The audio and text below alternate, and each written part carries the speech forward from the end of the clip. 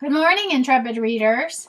I'm doing this on a Tuesday because tomorrow my oldest son is going to be here asleep because he is tonight doing a field trip to the Star of India, which is an old ship down in downtown San Diego, and he gets to be a sailor from the 1800s on the Euterpe, which is what that ship was called back in the 1800s, and he's a boatswain, which is a term, a nautical term that I'm not super familiar with, but he's learned all his nautical terms and he's he's singing his sea shanties, and he is raring to go. So anyway, he'll be here tomorrow, and as you know, I can't do this when there are other people here, which is weird. I don't understand why I care, but apparently I do. So let's do it today. And let's up with this hair. Anyway, I want to talk about the weekend in general, not just the blog, because I had the best weekend. I got an award, an Indie Author of the Year 2017 award this past weekend for my young adult paranormal titled Down in the Belly of the Whale. And you will see much more information about that coming along as the book is starting this marketing campaign. My publisher has a very extensive marketing campaign planned for this book because she's really excited about this book, and I'm really excited that she is really excited also, because it's so wonderful to have publishers who are excited about your work. That's, if you can find it, those are the best publishers to have, the ones that are excited about what you're doing, as I have been lucky enough to find. So anyway, I got a beautiful vase. And I should have it up here, but I don't have it right now. Anyway, fantastic weekend, amazing award. I'm super excited about where it's going from here. I really want you to read this book, and that's what happened this weekend. So I sort of didn't get the blog done until Monday, and then now I'm not getting it posted until Tuesday, and I'm a little bit behind, and it's all good. Another day in paradise, right? So this blog, anyway, was kind of about what's the balance? How do you find a balance between optimism and pragmatism?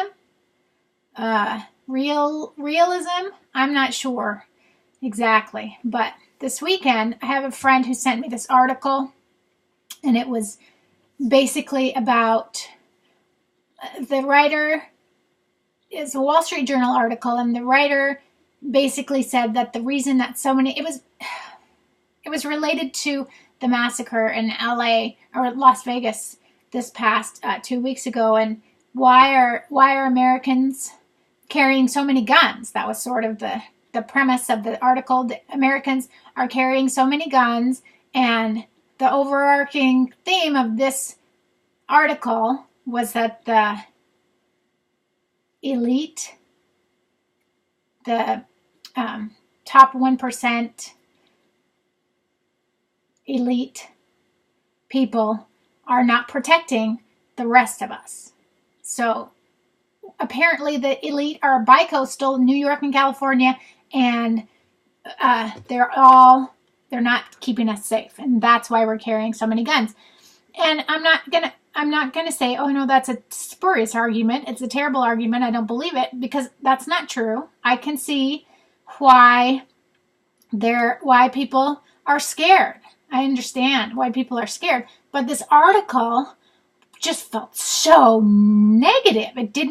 I couldn't find any notes of hope. I read it and just sort of stared at the wall. After that, kind of wanted to curl up in a fetal position in the corner of my bedroom and never come out. It was really, I can't remember what I said in the blog exactly, a marriage of Debbie Downer and Negative Nancy to form Freddie fetal position, which is where I wanted to be after I finished the article. And, you know, I don't know. I understand why people are scared. I personally don't think all of us carrying guns is the answer to the problem, but that's my opinion. And I realize that there's a number of people that don't share it with me, which is fine. But I just don't think that casting blame on other people is the solution.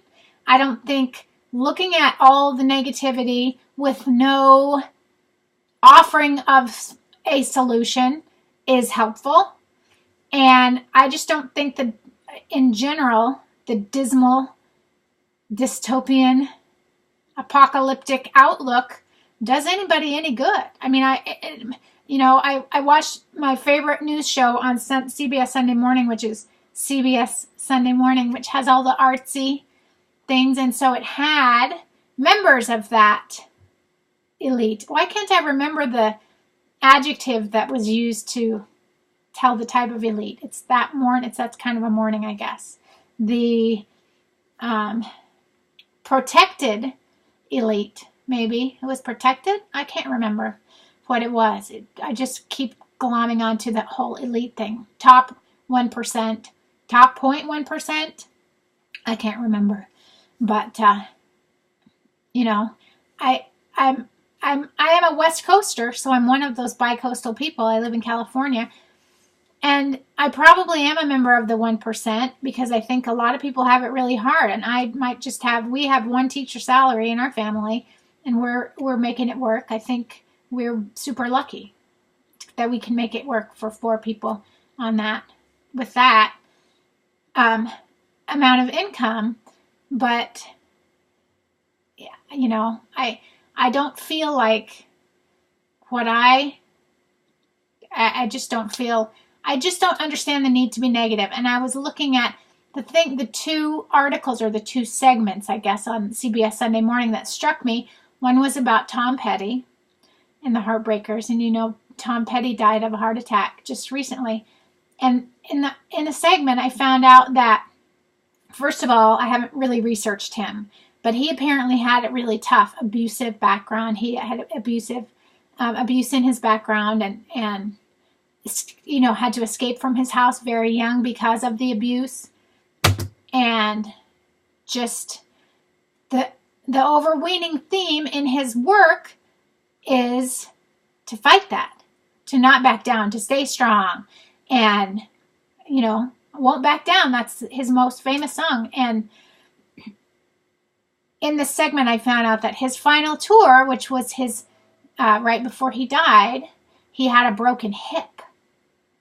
And rather than cancel his tour and go fix his hip, he maintained the tour and didn't want to let his fans down, and went to every performance in terrible pain, horrifying pain. The broken hip, that's horrifying pain. I can't imagine. And he did that anyway.